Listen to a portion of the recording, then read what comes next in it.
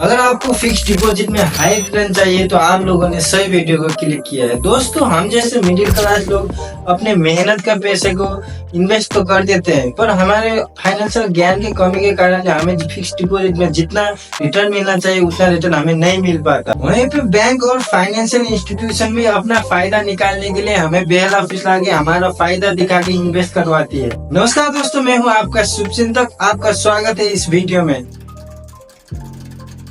This channel does not promote or encourage any illegal activities.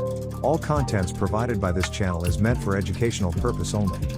दोस्तों, इस video में आपको मैं जो भी मेथड बताने जा रहा हूँ, इस मेथड से आपको सिर्फ हाई रिटर्न ही नहीं मिलेगा, आपको और भी बहुत सारे फायदे होने वाले हैं। दोस्तों, जब मैं इस मेथड के बारे में रिसर्च कर रहा था ना, मैं खुद ही चौंक गया। हम लोग इतना अच्छी तरीके से इतना ये मेथड को यूज करके हाई रिटर्न पा सकते हैं। तो मैं इसीलिए इस वीडियो को आपके लिए बनाया हूँ कि आप लोगों को भी मैं इस मेथड के बारे में समझा सकूँ। दोस्तों, हम सबको पता है कि फिक्स डिपॉजिट का इंटरेस्ट रेट साल 2 साल में बढ़ता ही रहता है। आप लोग ये भी सोच रहे हो कि अगर मैंने फिक्स डिपॉजिट एक बार करवा लिया तो इंटरेस्ट बढ़े या घटे, उससे मेरा क्या मतलब। पर एक सेकेंड, आप लोगों को मतलब होना चाहिए। इस मेथड में आप लोगों को मैं समझाऊंगा आप लोगों को क्यों मतलब होना चाहिए। ठीक, मान लो आप लोगों के पास 3 लाख रुपया है और आप लोगों को 3 साल के लिए फिक्स डिपॉजिट करवाना है। ज्यादातर लोग क्या करेंगे, 3 साल का फिक्स डिपॉजिट एक ही जगह में करेंगे।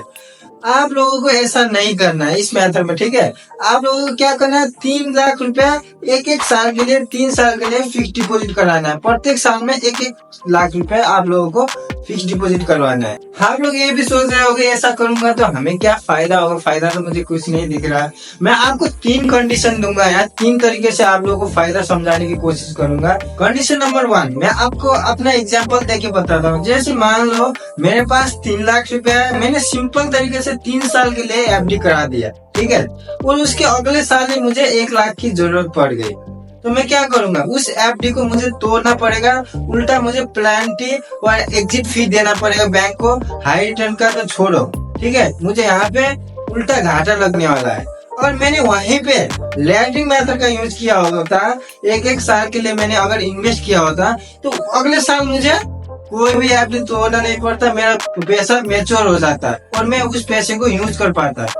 ये तो मैंने अपना सिंपल एग्जांपल के लिए आपको बता दिया। अगर आप लोग भी यहाँ पे अपने जरूरत के हिसाब से डिवाइड कर सकते हो, आप लोगों को कितने समय के लिए पैसा की जरूरत पड़ सकती है, आप उस हिसाब से लैंडिंग मेथड को अपना सकते हो। कंडीशन नंबर 2, अब मैंने फिक्स डिपॉजिट तो करा दिया है सिंपल तरीके से। ठीक है, मान लो कि मैंने 8% में फिक्स डिपॉजिट करा दिया 3 साल के लिए। ठीक है, उसके बाद अगले साल ये 9% इंटरेस्ट रेट बढ़ गया, तो मैं तो सोचने पड़ जाऊंगा यार, मैंने अगले साल ही कराया होता है यार, इस साल क्यों करवाया। ठीक है, मैं यही सोचूंगा ना। अगर आप लोग लैंडिंग मेथड को अपनाओगे तो वो जो आपका 1 साल का मैच्योर हुआ पैसा था, आप लोग फिर से 3 साल के लिए बड़े इंटरेस्ट में, हाई इंटरेस्ट में इन्वेस्ट कर सकते हो। आप लोग यहाँ पे ये भी सोच सकते हो भाई इंटरेस्ट रेट नहीं बढ़ा तो भाई 3 साल में एक बार तो इंटरेस्ट रेट बढ़ेगा, अगले साल ना बढ़ा, इसके अगले साल बढ़ जाएगा।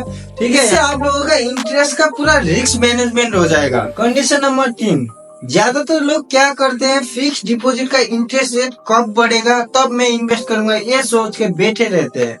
हम लोग अगर लैंडिंग मेथड का यूज करें, हम लोग जिस साल इन्वेस्ट कर रहे हैं पैसा, उस साल इंटरेस्ट रेट कम है, मान लो इंटरेस्ट रेट कम है तो हमें कुछ भी फर्क नहीं पड़ने वाला, क्योंकि अगले साल जो भी हमारा पैसा मैच्योर होने वाला है, तो अगर इंटरेस्ट रेट बढ़ जाता है तो हम लोग उस पैसे को इन्वेस्ट कर सकते हैं फिर से।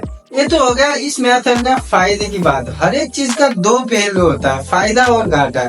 मेरा कर्तव्य ये भी है कि आप लोगों को इसका घाटा भी बता दूं, क्या क्या घाटा होने वाला है इससे। ठीक है, सबसे पहले घाटा क्या होगा, इसमें आप लोगों को 2-3 जगह 2-3 फिक्स डिपॉजिट करना होगा, इसलिए आप लोगों को इसको मॉनिटरिंग करने में थोड़ा दिक्कत आ सकता है। ज्यादातर ऑनलाइन भी होता है, ज्यादा दिक्कत की बात तो है नहीं, पर भी इसमें आप लोगों का थोड़ा सा दिक्कत तो लगता है। ठीक है, उसके बाद दूसरा क्या है, इंटरेस्ट रेट को हम लोग प्रेडिक्ट कर सकते हैं, ये बढ़ने वाला है घटने वाला है, पर हम लोग श्योर नहीं हो सकते कि ये बढ़ेगा ही घटेगा ही। ठीक है, हालांकि इंटरेस्ट रेट घटना तो थोड़ा मुश्किल है, क्योंकि हमारा इतना 1 साल का गैप रहता है, उसमें एक न एक साल तो इंटरेस्ट बढ़ेगा ही बढ़ेगा। ठीक, तो दोस्तों आज का वीडियो यहीं पे खत्म होता है। अगर मैंने आप लोगों को थोड़ा सा भी नया और कुछ भी इंफॉर्मेटिव चीज समझाने में सफल हुआ हूँ तो वो रेड कलर का सब्सक्राइब बटन को दबा के और वहाँ का नोटिफिकेशन बेल को ऑन करके मुझे सपोर्ट कर देना, वीडियो को लाइक कर देना और कमेंट करना वीडियो कैसा लगा, अगला टॉपिक किस बारे में बनाऊं।